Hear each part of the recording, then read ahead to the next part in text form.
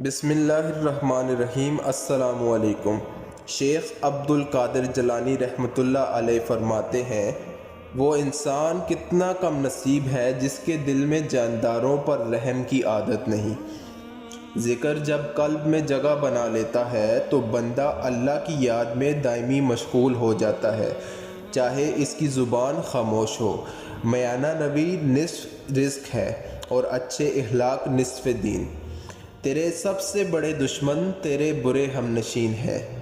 بدگمانی تمام فائدوں کے راستے کو بند کر دیتی ہے۔ تو نفس کی تمنا پوری کرنے میں لگا ہے اور نفس تجھے برباد کرنے میں۔